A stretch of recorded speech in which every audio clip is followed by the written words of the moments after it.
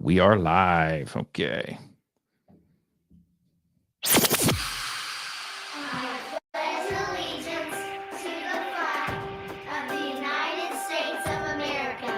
To the republic for which it stands, one nation, under God, indivisible, with liberty and justice for all. Guns, self-defense, concealed carry. This is the Patriot Defense Podcast. From the War Room in Idaho's high desert, here's your host, Todd Echols. and by the grace of God himself, it is Sunday afternoon and we are back, hunkered down in the war room somewhere in the high desert of southern Idaho, hunkered down in a bunker. I mean, I really am not, I cannot do this podcast today. I just can't. I tell you what, we struggled so hard here, and everyone that was looking forward to us going live and the fact that we didn't write at 3:00, it was hard work in here. I mean, we're not a couple of techies by any means. I mean, I don't know your background. No. I don't think you are. We had Wi-Fi not working. We had computers restarting. We got the Wi-Fi up. We got the computer to come up, and then what am I on? Google wouldn't play anything, and then we got that figured out after restarting the computer, and then the camera wouldn't work, and then the computer just restarted itself randomly when I touched a wire, and then the computer wouldn't work, or the camera wouldn't work again, and now it's up. Yeah. So what we're saying is we are not sure how long this is going to last, honestly. But you did solve it, right? It was, I don't know what it was, to be honest. We figured it out. Just keep unplugging and restarting until it all works. That's all. That's honestly, that's all I know how to do. I mean, I made a phone call up to the house and told my wife, get the 9-year-old off the VR, shut everything down. I need the Wi-Fi for, an hour, hopefully. But what a night. Honestly, besides getting just banned off of everything, last time I did live stuff, like last year, I struggled. I struggled with the Wi-Fi. I struggled with everything. And so we're trying it again. Yeah. And so far, I like the new streaming program that I'm using. I mean, I think it works pretty good. I mean, I'm not on that end, so I don't know how it looks. I mean, if you're out there, watching, maybe comment, right? Feel free to post a comment at all, and just let us know that if you can hear us or if this is just a waste, because I'll just shut this thing down and just do the audio recording if I have to. I don't know if it's up and running. I'm hoping it is. No one's complained yet. So, but if you do comment, we will respond, but I can't type. I'm afraid if I touch the computer, the stuff's going to shut down again, honestly. So, what have you been up to? It's been 3 days. Yeah. Yeah. Sore from the workout I did on Thursday, doing some squat jumps and stuff. Good stuff. Yeah, we get out and we work out together and go running in the mornings. Yeah. We go our separate ways. My wife always asks me, she's like, how does Eli like running with you? I'm like, I don't see Eli. We just go different directions and we meet back at the vehicle when it's time to go home. Yeah. It was rough trying to keep up with you. So I don't know about that. I went out today and it was I started at 6, an hour earlier. Yeah. Okay. It was icy. Okay. It was the snow had melted and turned to ice in spots on the trails, and there's lots of rocks on the trails. And okay, awesome. Well, everything seems to be working great. Perfect. Okay. Thank you. Look at that. So now I got this going over here now, and I'm not sure how to get rid of these. Let's see. I don't know. There we go. Now we're up and running. Yeah. Perfect. But my headlamp, so it's dark. I lost my headlamp like 15 minutes in. It died. Batteries went out on it. Oh, wow. And I'm like, okay, this is, and I'm stubborn, so I'm still running around out there, and I'm slipping and I'm tripping, and it was horrible. But I still got in 8 miles. So nice. So and that's what I did. And I actually had a guy swing by. This week actually, what has happened is I had 2 of the group classes start. Okay. I had the men's, and then I had the women's advanced group start. And it was, just kind of go over the paperwork and kind of get them excited for the season. And I think I got a really good group. I mean, the women's group's going to be great. It's the same group I've always had. Same people have been here 2 or 3 years, which is awesome.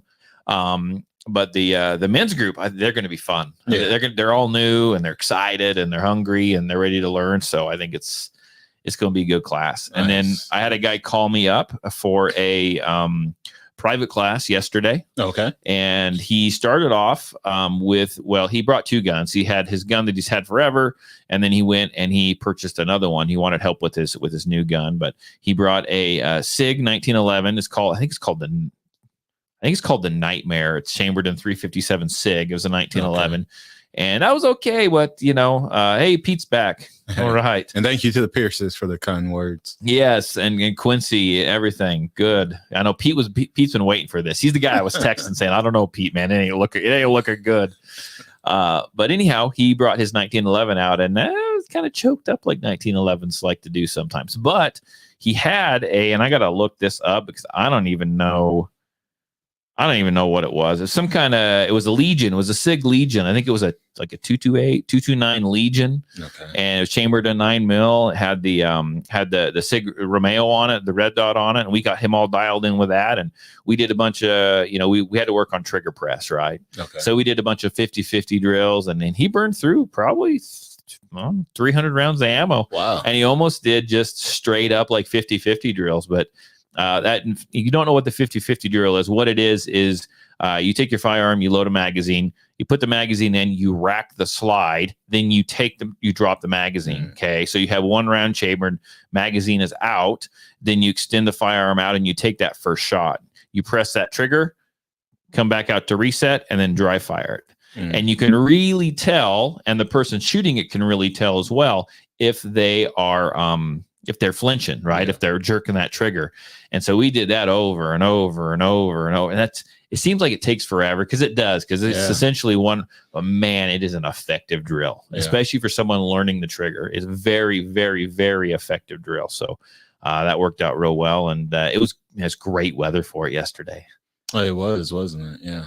I don't know what the temp was. I mean, it's in the 30s, right? I mean, it's probably high in mid 30s compared to the 2 and the 14 below that we had earlier in the week. Like the sun was out. Oh, it's phenomenal. My chickens laid eggs, so it must there you go. Warm. You're a rich man now. Yeah. Go buy a lotto ticket. But no, that 50-50 drill, right? Took that guy from a brand new gun after we got his red dot dialed in. Took his group, which wasn't horrible, but it was pretty big. It was like that, from that to like fist size, if not smaller. And he shot lots of rounds, and we kind of had to pull back a little bit toward the end because we improved his grip a little bit, and he's getting a little fatigued. His grip was getting a little wore out and whatnot, but I think he'll be back. So nice. I hope, because he was pretty excited. He had a couple holsters, and I think we're gonna learn some more stuff when he comes back. Hopefully he goes and practice. I always encourage everyone to go and practice. Yeah. Because you can, if he calls me again in like a month and signs up for another class, and you don't practice, then you almost kind of have to start over again. Yeah. But that's SIG. I'm not a SIG guy, but that was a pretty nice SIG. Wasn't too impressed with the 1911. Obviously, for obvious reasons, but I didn't mind. I didn't mind the other one that he had, the Legion or whatever, SIG in their numbers. They're just like their Glocks. You got the 226, 228, 229, 22 whatever, and then now you go Legion, and then you're like 63 something or other. I don't know. I can't keep track of them. I had another guy get a hold of me today. He's actually the guy whose daughters, him and his daughters came to help me with. Yeah. He texted me today, and I think they're going to do a big set of like 6 classes, like for the group later on. They just have to kind of get it dialed in, and their dad John, like he took the class as well, and he's going to go buy a new gun. Oh, okay. And he listed out a bunch of SIGs he was interested in. Yeah. And I'm like, he's like, what do you think about these, Tom? I'm like, oh, I got to send him to James. So old Magnum, he hooked me up and helped me out. Maybe so I didn't look like a dummy, because I can teach, but man, I don't have experience with every single gun. I just don't. Yeah. That's a lot of guns. Yeah. Yeah. But I know. And then John said he thinks I might have to go gun shopping with him, which is awesome. Pretty exciting. So not only do you get to hear all about that, but you get to hear about the update that I don't have on the gun I ordered. Oh, nothing. I even got to the point where I went online and checked with my bank to see if like the money actually like left my account. And it has. Oh, it has. Okay. They've taken a lot of money out of my account. And I still haven't seen my gun. I mean, send me an update like, hey, Todd, we took your gun out of the box from HK. I just give me something. Did they tell you? Did they even give you an update that, hey, yeah, your money has been, payment has been I mean, received? I've got a receipt. Yeah. But I was beginning to wonder because you go in there and you hit, and everyone's tired of my update, but you go in there and it says check on your order. So I hit check on my order, check on the status of my order, and it says order placed January 8th. And then it says today's date, and it says awaiting fulfillment. I'm like, what the hell? Tell me that you've ordered it from HK. Tell me that you've cut the plastic off the box. Tell me that you've done something with it. Yeah. Otherwise, what's the point of those little updates? If it's just going to be, point? It's like red light, green light. If it's basically go or not go, you might as well just have the red light just not come on. That's right. I know what's going to happen is I am going to get an update. You know what's going to be? We have shipped your gun. Yeah. Well, it's going to be 2 days after you get it. Too. That's like me. Like if I was a heroin addict, right? I don't need heroin now, and then 6 weeks later, I need it in between too. It's going to drive me absolutely nuts. It's Jim, pretty soon it's going to say it's ordered. Yeah, I hope so. Something, tell me something. You've taken my money. I better be getting something pretty soon because you said online. I have to go check. It says 4 to 6 weeks. Well, we're like 4 weeks in at this point. We're damn near 4 weeks in. It was that 4 to 6 weeks till you get it, or 4 to 6 weeks till you get an update? Yeah, probably 4 to 6 weeks until I get an update. That's canceled. No, can't be canceled.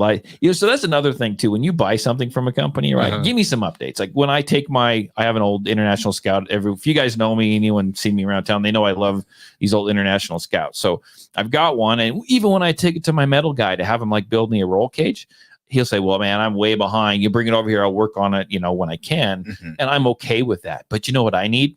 This is what I tell them. Take your time. Do a good job. Yeah. Right. Because I'm all about that. I'm not like I need it tomorrow. But I told him, I said, just take some pictures of it. Text me some progress pictures. I'm not checking on you, but I like to feel like I'm part of it. Right. Yeah. And so that guy will do that. I'm just do something. Langdon Tactical. It's like I bought a really high priced holster a while back. And this a few years ago. And it cost a lot of money. It was like a $200 holster. It's a $200 holster. Did that come with the gun? No. but here's what pissed me off. Okay. And it's like buying auto parts, right? Just like this holster. I bought this holster and I like stickers, right? You put them on your water jug. You put them on whatever. Yeah. It came with one, but it was stuck to the outside of the box they shipped it in. I'm like, are you freaking kidding me? I spent $200 for this chunk of plastic. I know I overpaid for this freaking holster, but you sold me in your video, and the sticker you send me is stuck to the freaking box. That's uncalled for. That's a $200 sticker that I can't enjoy. Yeah. I kept the box around for a while so I could show people, but I think I finally got pissed and burned it. Did you reach out? Did they? No, if you pay for shipping $10, you get the sticker. So I've got another bone to pick with this gentleman here, and I'll tell you whose holster it was. It was from Spencer's Concealment. It was a Keeper's Concealment holster, right? And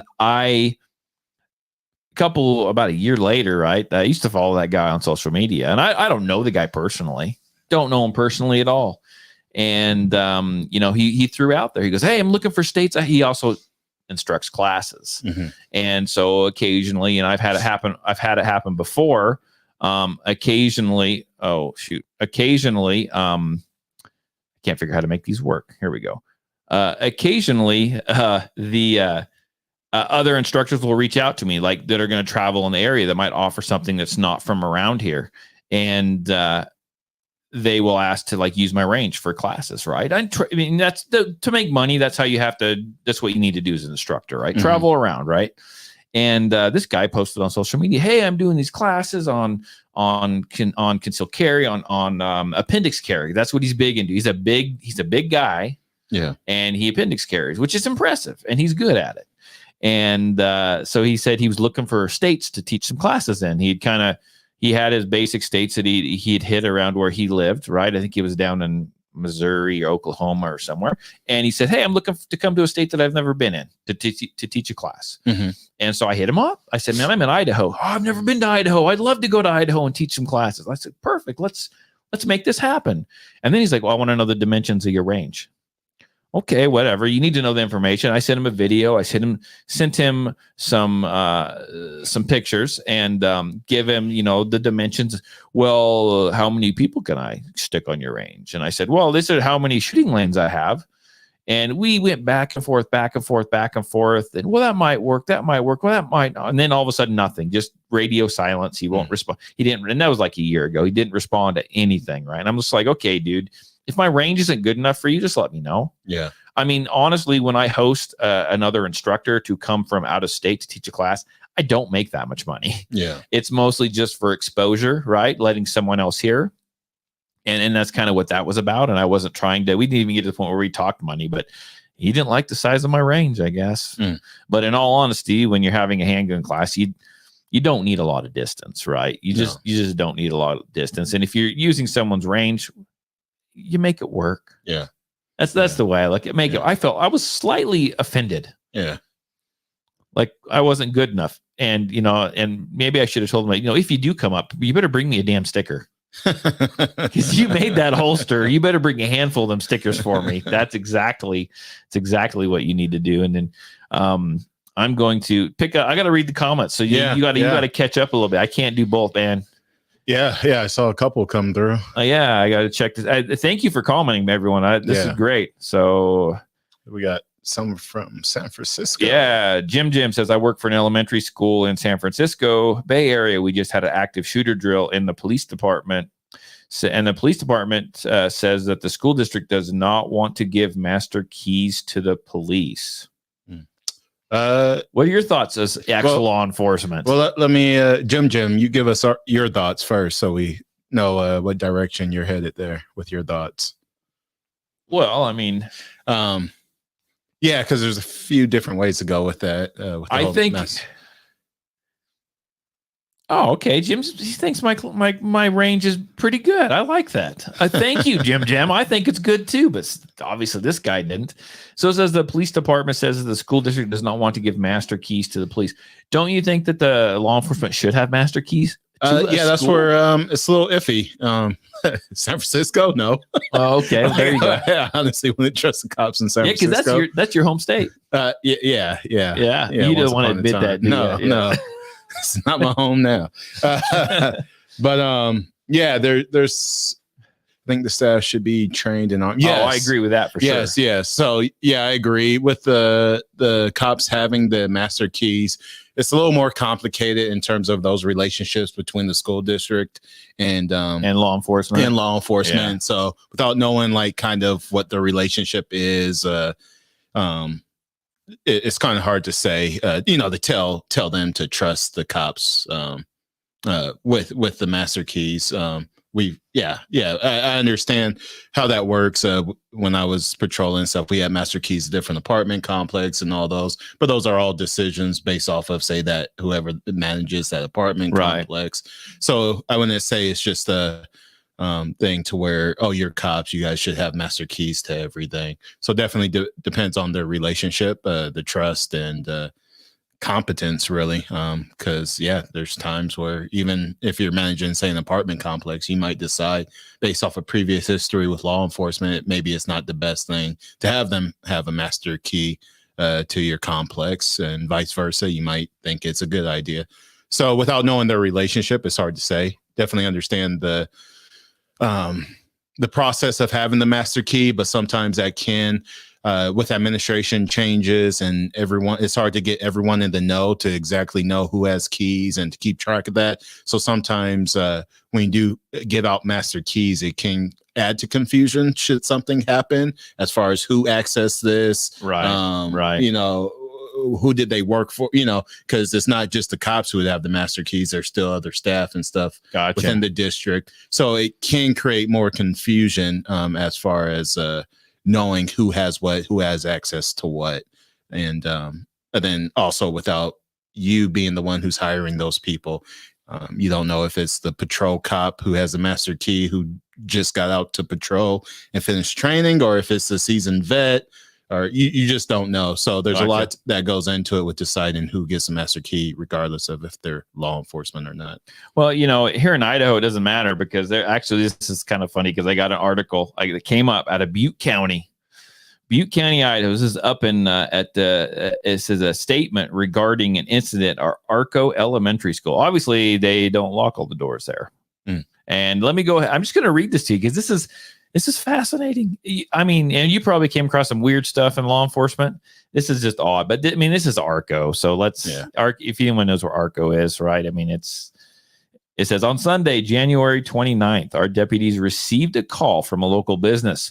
The caller described a male subject disclosing concerning confessions that did not occur in our jurisdiction. Deputies responded and looked at surveillance and recognized the male from a recent encounter. As they were looking up possible locations for the male at the sheriff's office, the male knocked on one of our secured doors. Deputies took that opportunity to interview him. Based on vague statements referring to the school, deputies conducted a building check of their schools where they found boot prints in the snow and an unlocked door. Okay. They began clearing the building and they found a form filled out on a desk with the male's personal information on it. So he checked in at the office. Yeah. Nobody was at the school, but he checked into the office and filled out a form with his personal info on it. They collected the form as evidence. They then continued searching the school for any damaged or people. They located suspected DNA in a toilet on one of the bathrooms in the elementary school. Okay. Reproductive DNA. That's what we're gonna call it. They then discovered an exterior door that appeared forced open due to missing screws. They then nothing. I don't think anything was taken. They got burglary charges on the guy. What an interesting case. The guy breaks in. He leaves his information. He filled out the check-in at the office form. I thought it was entertaining. It kind of to me kind of sounds like a Florida man incident, but yeah, I'm trying to figure out even the burglary. How you even get burglary based off of those said they think maybe he walked in, but there was another door that was forced open.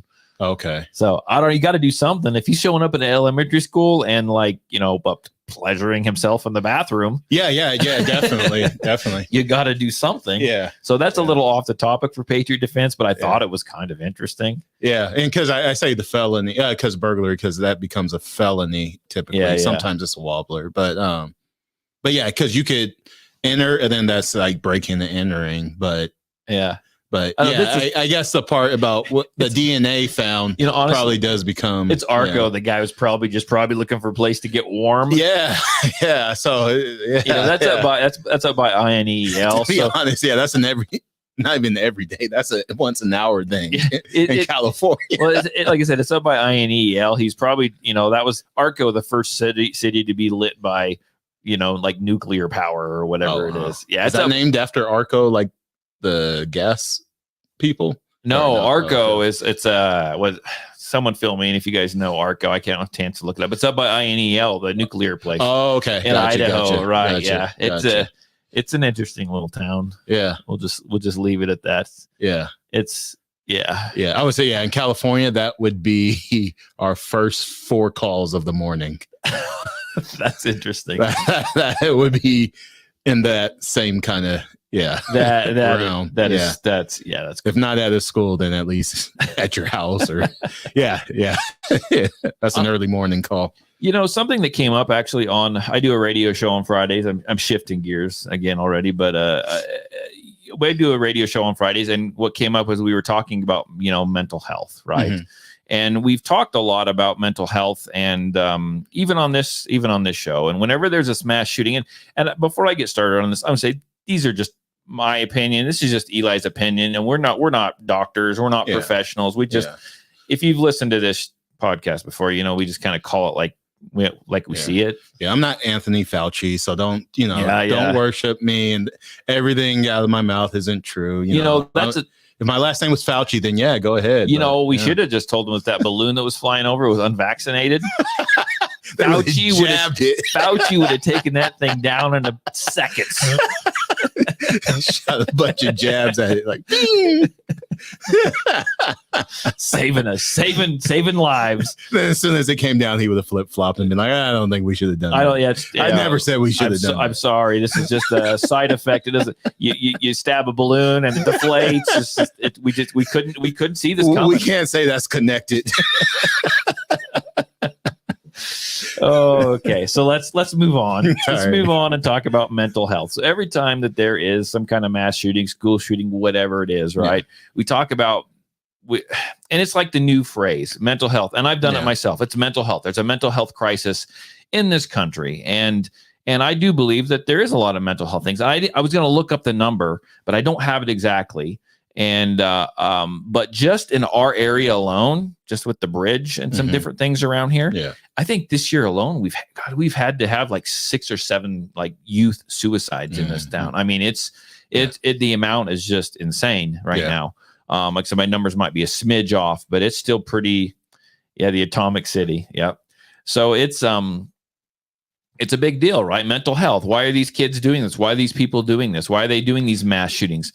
We could always say it's mental health, and we have in the past. But here's the thing: is mental health causing the shootings, or is that a thing, or are they pushing mental health, and the government is pushing that idea of mental health because it's something for us to latch onto because we're happy that they're not blaming the gun. Maybe they're blaming, which they still are, but they're trying to talk mental health, or is it just what the government wants us to think so they can put to use their new red flag laws that they like to bring in the hotline we're all paying for. Yeah. I mean, not to go too far down the rabbit hole, but I mean, you can see that with a lot of the language and a lot of the stuff that the agendas they're pushing. Climate change is the same way, right? Right. Oh, you deny the climate's changing? Well, I mean, it's the climate. By definition, it's always changing. Right. So same concept, right? You just use a phrase that literally there is no way to contradict it because you're like, and that's what they like to do. Yeah. So mental health. I mean, like anytime anyone does something, technically it's mental. It requires them to use their mental capacity. Right. And it's health in that it's a person. Right. So it's kind of one of those general terms in which you can't like argue that it doesn't exist. But as far as it being the actual problem, I would say no. That's where they're just using that phrase to basically put everything in this box that they can then pretend to have the answer to. And I think, their answer to that is red flag laws. And what that is, if your neighbor, right, the problem is there's no right to like a fair trial, even to a certain extent, right? If you irritate your neighbor or your neighbor thinks there's something wrong with you, all they have to do is just kind of report you, right? And say, someone doesn't make me feel comfortable. And they could possibly come in and like take your firearms. Mm-hmm. And so that's what that's what those red flag laws are all about. And so I think what happens is after we put us through COVID, after they put us through everything else, and a lot of these youth, we've talked about it before, they kept them at home, kept them away from their friends. Everything was on the computer. They were tied to social media. They had nothing to do but social media, computer learning, if that's what you want to call it, and video games. And I'm not trying to knock video games necessarily, but anything that was online was funneled at these kids, right? Yeah. And funneled at people in general. Yeah. And you have a lot of people now that suffer a little bit from the mental illness a little bit, and everyone gets a little depressed every now and then, and they have a hard time reaching out to get help because they don't want to be on a list. And what's going to alert someone on these red flag laws? The fact that maybe you looked up a counselor to go talk to because you were feeling kind of bad that day. Yeah. And there's people that need help that don't reach out. Yeah. And it's a shame. And you see how they contradict themselves because, right, they did, shut everything down. They caused all these mental health related issues, right? They lessens people's health. Right. But then I hear commercials. There's a commercial that says you don't have to be there to be there, in which you're supposed to call a friend and stuff like that. This lie as if like, no, you could be there for someone without being there. And it's no, stop shutting people down and locking people in their homes. Right. No, they do need to be around other people. They do need to see friends. Yeah. They do need to see family. No, Skyping someone is not the same as finding a way to be there. And in fact, it's probably, if someone is struggling with possibly taking their lives, you know what? Skyping me when you're 5 minutes away is probably going to worsen, how I'm feeling. To know that you are literally 5 minutes away and you think that Skyping or texting me is the answer. Yeah. That makes someone feel even more alone. But that's literally, as they say, everything's mental health. That's literally the message they're sending to these young kids and stuff. Is like, being at the movies while you guys text each other, even though you're next to each other, all this is good for your health overall. And it's like, no, being there in person, actually being there for friends and family, there is no substitute through the computer or any technology. And honestly, I think, I got a video here that we're going to try and play on our new live streaming broadcast, which I'm really excited about because I've never done videos on here yet.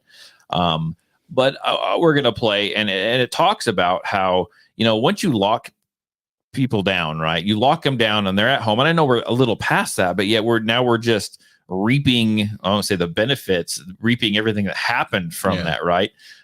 You get people that, you don't even allow them to go out and run. You don't allow them to go to shut gyms down. You're making food, healthy food, hard to obtain. You're making it expensive. So what are you doing?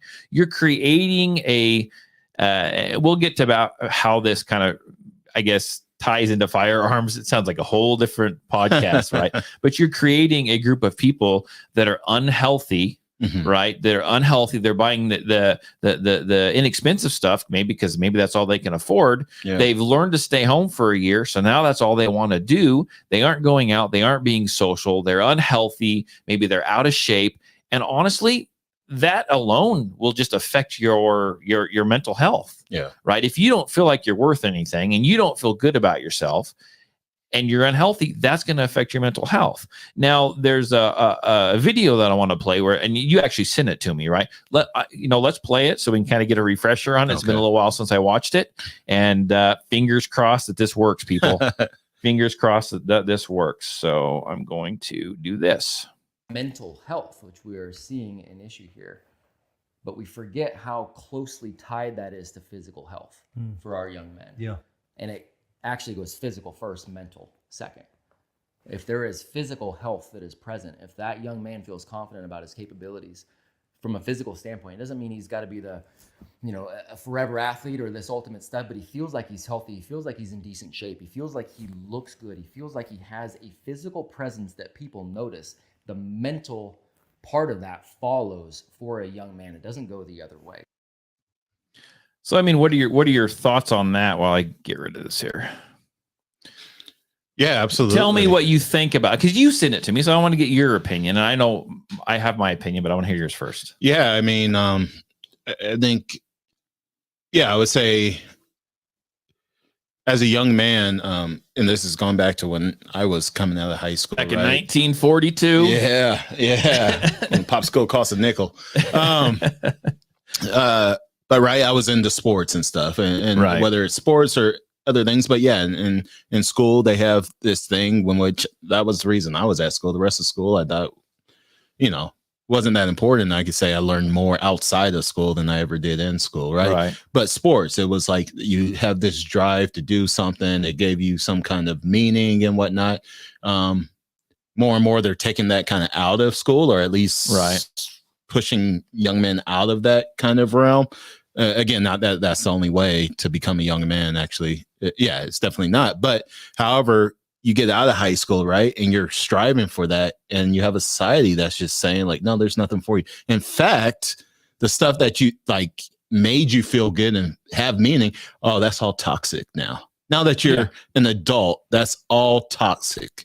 And you're kind of lost and trying to figure out like, what am I then if I'm not a physical being that's supposed to be, you know, the one to protect women and the, you know, Right. women and children first kind of concept. You get into the quote real world, and that's what your government is telling you, in which like, no, that's all bad. You know, in fact, we can't even, like, what's a man? You know, that's very jarring to mental health. And I wish it was just after high school. Actually, it's like so early on now. You're talking about before they even hit puberty now. They're getting told this stuff as far as it's bad to be this way and stuff as a man. And then what's the answer? They don't give them. They're like, oh, well, you know, just, I don't know, just shut up and take a jab. Yeah. That's what you can do. Well, they're feeding you this whole toxic masculinity, you know, stuff, that sexual confusion. Yeah. Who are you? They're making, you know, they're confusing people. They're keeping them at home. I'm not saying that you have to go out and be. There's all different kinds of sizes and shapes of people out there, right? And we had a podcast, and I won't say I felt bad about it, but I was a little concerned that maybe it came off wrong to some people.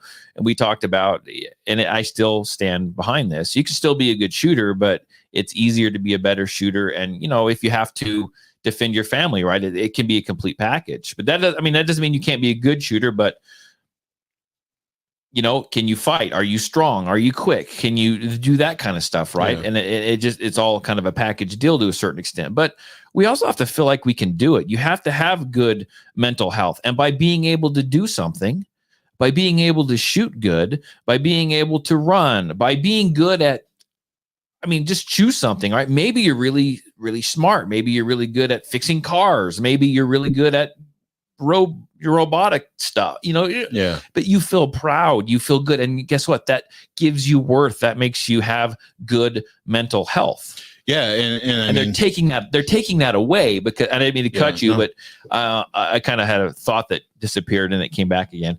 But so they're taking away a lot of that stuff, like in schools, right? And then they're wanting you to go to college, which in all honesty, you don't have to go to college. Yeah. And they're not shining the light on trades, right? Trades can make good money. Trades can you could be really good at something, and that's good for your mental health. Instead, they're pushing, go to school, go to college, get in debt, come out.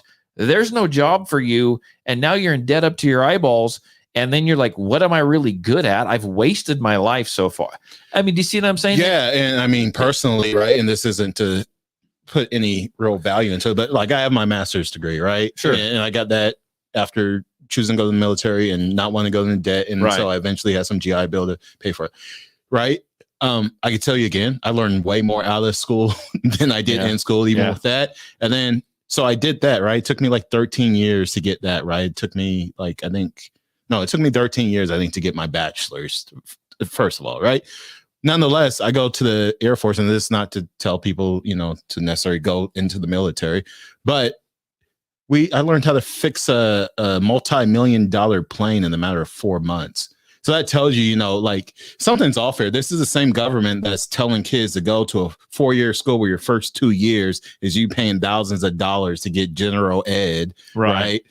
And then though, when it comes to military, it's like, 4 months, you can learn how to build build and then work on an aircraft. Mm-hmm. Something's off there. Why is it when you guys really need efficiency, by they, I'm talking about the government, it's obvious, right? Young men and women can learn how to do things very quickly, right? When it's actually, hey, focus on this, boom. You go from not touching an aircraft to now we trust you with a multi-million-dollar aircraft. Oh, you average kids, go get in debt, right? Right. Screw up your mental health, struggling with that. Don't get any real life experience, but go pay for that for 4 years and come out what? With no job experience, no life experience. And in fact, and basically I had an instructor who actually told me, he was pretty honest. He said, you know what you guys proved by being here today? That you sit down for hours at a time and do what you're told. You know, in terms of college. Oh, wow. And that's really what it is. Yeah. You know, they're spewing out these people with bad mental health. Why? Because that's all they want of you. Go sit down and do what you're told. Well, you know, it's one of those things.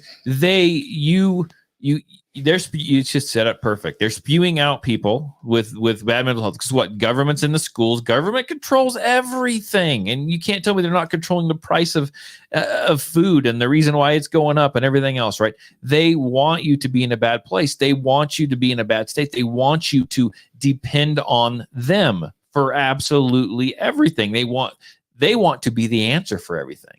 And if you're tired and you're down on yourself and you're broken and your only source of even entertainment is going online and being on social media, and we can see how those, and I'm on social media as well, so I could talk like this, but how they funnel the information they want you to have on social media, and you go to Reddit and you go to all these places, right? I mean, and there's like the shooter in Uvalde, he was online talking to undercover FBI agents. Did they push him in that direction? It's said that they possibly did, but do they take these broken people? They take these people that are down on their luck, and they locate them and they take them and they funnel little suggestions here and there. And it's like, I've been locked down. I since the lockdown, I don't have any friends. I don't do anything. This is my new life now. I come home, I get on the computer, and finally someone's paying attention to me. They might be asking me what I did that day or what I like to do. And well, maybe you should go buy these guns. Maybe you should do this. Maybe. So it's mental health. Like I don't know that's necessarily a natural problem as it's being like caused by the government so they can use it when they want to. Yeah. I mean, because a natural way in terms of self-defense or just self-preservation, right, is to question things, right? And what's the government saying? Good mental health is for you not to question anything, the government is doing. And they need you broken in order so that they can go ahead and do as they will with you, because all they need of you, like you said, just sit down and do what you're told. That's how we stay out of their way, basically, in which they can do whatever they want for us. It is not anyone who's seeking power. It does them no good to have people who are going to question said power. Well, and all they really want, I tell everyone, I haven't said this for quite a while, but all they really want is for you to like show up, right? You want to show up at the government trough. Yeah. You want you to feed at the government trough. And when you get done, they want you to look up and say, give me more. Yeah. Give me more. What do I need to get more? And that's one of the reasons why they want our firearms. And they're going to create situations, in my mind, that are going to have people, they're going to create situations where people go out and do bad things. Whether that's they tell someone to do it or they force a bunch of stuff on you and they force someone to get just pissed off. I've had enough. Irate. They start taking shots. They do bad things. And then they're able to come in and say, we can't trust you with firearms. Yeah. We can't trust you. You guys can't take care of yourselves. Yeah. Look at you. And we're going to take your guns. As we talk, right? I'm just thinking about like raising a child, right? Say you're a man and you're raising a son, right? And say you go out there, you're cutting wood and stuff like that. You have an axe, right? Or a chainsaw. Say a chainsaw, right? You're using it, right? Your son sees it all the time. He's growing up.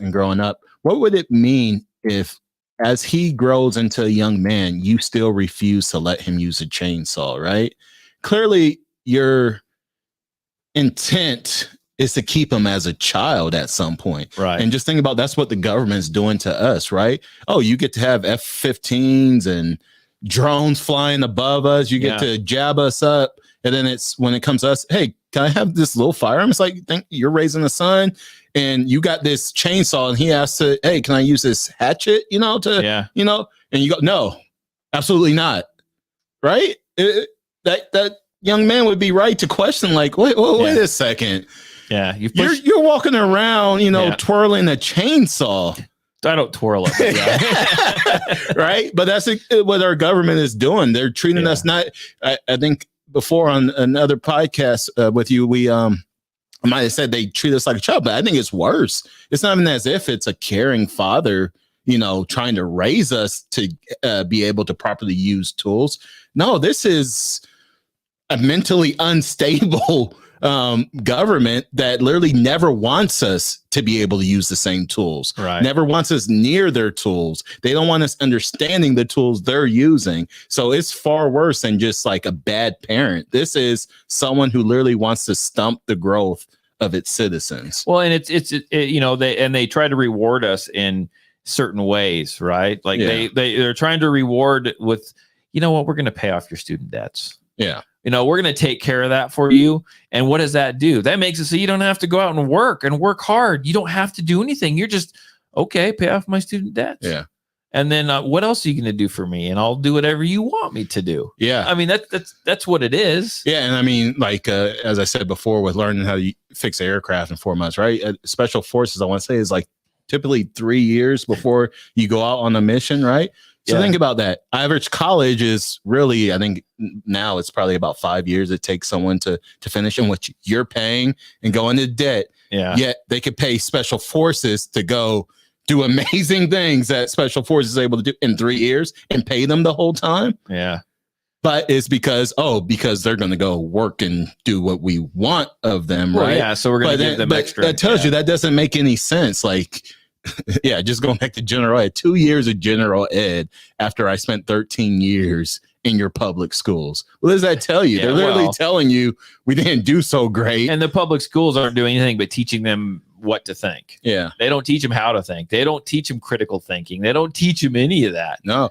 And that was one of the things when I was on a test, and they can't even do that. Yeah. When I was in law enforcement, and then I was teaching a couple of law classes at the local high school there through that. Through a program there. And yeah, when this stuff was going on and we had them doing the distance learning, learning. And in fact, they told us that, I think we talked about this before, they told us like basically everyone's passing, just keep them busy, right? Oh yeah, for sure. And then, but yeah, I remember asking them, I think it was going into the holidays, Thanksgiving or New Year, something of that. And I asked them, hey, just tell me what were you hopeful for next year, for the holiday season for next year. And 75% of those kids online told me, better mental health. Right. And it was clear. And that's part of what led me to getting out of there. But I'm just thinking, I'm part of this lie in which I'm making believe like this is just like being in class. And these kids they're just like not learning. And then basically just letting me know like, hey, life is not great right now. We're hurting. Yeah. We are hurting. And I was told just keep the camera on and give them busy work, to lie to them. And it wasn't good for those kids at all. Well, and that's what they wanted. So they're looking to raise up a whole, and I hate to refer to them as crop, but a whole new generation or a whole new crop of youngsters that this is all they know, right? Yeah. This is all they know. This is what they're used to. So it's no big deal if we lock you down and tell you to stay in your houses again. And then what does that lead to? Like with the Uvalde, all these shootings, right? It's typically because they have a disconnect from their fellow man. And what has it done the past 3 years to lock people in their homes and tell them that contact is so bad, right? This generation is going to have no context for like what another human being is and the value of another human being. They've been told it's not of value. Skyping a human being is the same as being next to them. So what does that tell you as far, and then throw in the video games and all this, right? Press a button or pull a trigger, it won't mean much. There's no value anymore. There's no value. This is just a person who, well, they weren't on my friend list or whatever, they got on social media. So they're not really a person to me. And they're also used to all those movies, right? Where they see someone get shot and guess what? The heck, they see him like 3 days later in like another show. Yeah. And so it's just what they're flooded with. It's what everything's funneled to them, for a reason. And it's kind of a scary place it's a scary place that we're living in anymore. Yeah. And you just, we're talking about mass shootings. We were talking about all this stuff, but I was listening and I think he released it last weekend probably, but I was listening to Forgotten American podcast. Oh, yeah. I was listening to that and he pointed out too, that the last 3 shootings we had were was it old Chinese, was it giant Chinese? Asian, at least, old Asian guys. Yeah. Yeah. I don't. It is what I don't know what they're getting at now. Yeah. Well, yeah, I guess the high population in California. Well, but yeah, it definitely is. I remember growing up, we had where I was the good guys shooting. We call it. It was where it was some Vietnamese young men. They were brothers. They had been brought over here by their father. Promised, America is so great and everything, and then they got here and saw, hard times basically, and Right. things weren't great. Father wasn't just, hey, got a job and everything's good here. And they basically, from what I was told, basically life wasn't great here, right? And then and Good Guys Shooting was where they took some people hostage, some people were killed, and then eventually, I forget if all 3 of them were shot dead. I think they may have. But basically, that story was about that, right? It was a quote mental health thing in which they were lied to. It was all gummy bears and rainbows, and then they get here, and that's to say, like, I think we have a whole generation that's going to be like that. They've been told, this promise of good things, and they're going to get to reality and realize, no, I just have $50,000 debt. I didn't really learn anything. And, like, what's the point of life? Like, you're telling me being a woman isn't worth being a woman, being a man's not worth being a man. You're going to have a lot of young people like that group that decided to do that it's because they're lost and they feel they've been lied to, in which I don't want to see how they're going to erupt with that, especially as they'll erupt sooner or later. Yeah, yes, it won't be good, and that's where I think that vulnerability is perhaps where those who want power are going to utilize that to perhaps mold it in the direction that best suits them. The whole gummy bears and rainbow thing, that kind of reminds, that's kind of how my wife trapped me into getting married. She promised me gummy bears and rainbows. They do it to us all. I'm still waiting. 27 years later, give me my damn gummy bears. I've been a good boy. Yeah.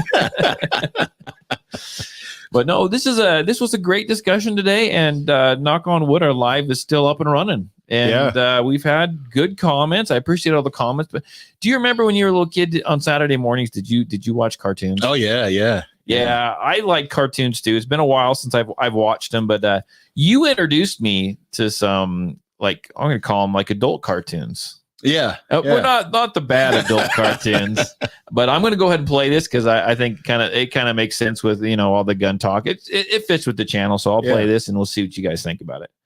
Let's see.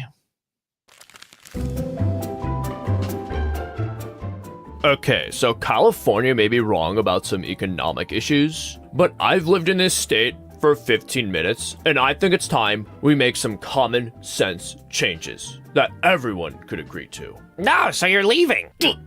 What kind of changes? First and foremost, we need to eliminate gun crime. That's ambitious. What's your plan? To do everything my home state did. Sorry, but there's no reason to believe that would do anything but make the problem worse. Big cities are where most gun crime is concentrated, and those cities are generally run by left-wing political parties who implement more strict gun control laws, and never to any avail. In fact, the parts of the country with the most lenient gun laws tend to have the least gun crime. Gun owners are less likely to commit crimes when their guns are legally owned. If someone's willing to go through the legal process, odds are they don't want their gun for criminal purposes. The kind of person who wants to use a gun for violent ends isn't above purchasing a gun on the black market, so they're gonna end up getting one anyway. If that's true, then why did the UK gun bans work? They didn't. Gun crime in the UK spiked after the ban, and it took several years for it to start to decrease. Since then, it hasn't declined any more rapidly than gun crime in America has. Well, they worked in Australia. Did they? Gun crime in Australia was decreasing at an identical rate before the gun ban, so there's no reason to believe it had any positive effect. Well, it didn't have a negative effect either, so... They literally have concentration camps. Oh my goodness, there's nothing wrong with your government relocating you to an internment facility without a trial. You're just being dramatic. Anyway, you owning a gun is literal child murder. There's no reason to believe gun control would prevent massacres. In fact, it does the opposite, forcing innocent civilians to wait for police to defend them, instead of giving them the power to defend themselves. Say what you want, okay? I still think guns need to be banned. Give me your money. Nah, someone with a gun save me! I'm rethinking my position! Thank you so much for watching. Please So yeah, I don't. That's the best cartoon I've seen in a long time. yeah. The only thing was missing was like a blast from my past. The only thing was missing was my bowl of Fruit Loops. I was sitting on the couch before my wife or my wife. I didn't have a wife then. Before my mom and dad got up and like made me do my chores. Right. If we got up at like 6 or by like about 6, you could start the cartoons. You're good usually till about 8 or 9. Yeah, exactly. So if you guys, this is a live video, so you can replay that back, and you can actually find that on YouTube. And I tell you what, tomorrow morning, or actually next Saturday morning, you can sit down with your bowl of Fruit Loops. Yeah. And you can relive your old childhood. Yep. That's that's what I do. But no, it's been fantastic. I think these live, as long as I can get my the technical side of this thing all figured out, because I'm not good at it. And as Idaho Pete, he knows I struggle with this, and this is hard. This is rough for me. So I think we'll keep doing this. And I did notice I just got to put this disclaimer out there. So I guess I was like setting up like how to do this.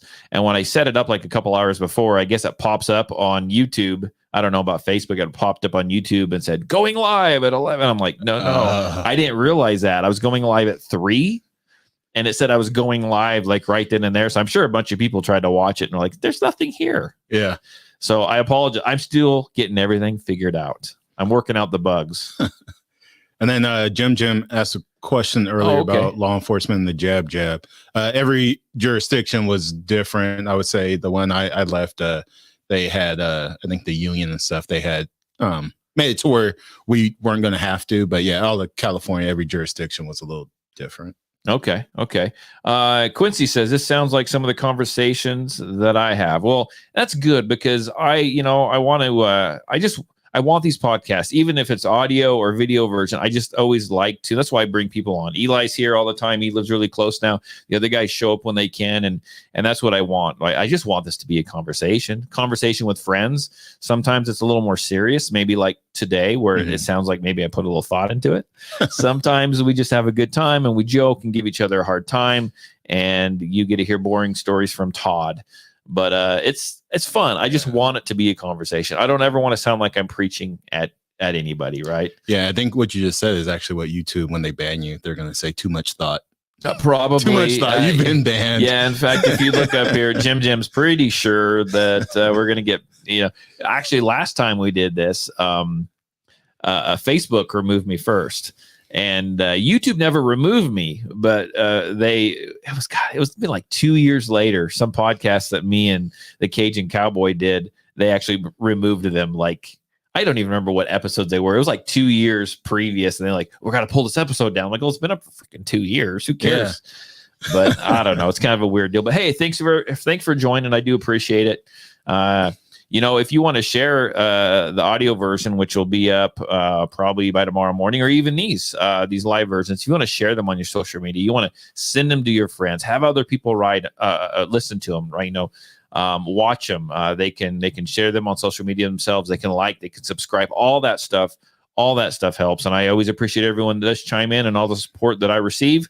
And I appreciate Eli taking a time away from his family on a Sunday afternoon, just flawlessly. Just, you're here every Sunday, and I appreciate that. Yeah, I'll go back home and have my bowl of cereal. That's right. I think he gives his wife and his daughter some Benadryl, and they go to sleep, and then he slips out the back door. Is that kind of what happens?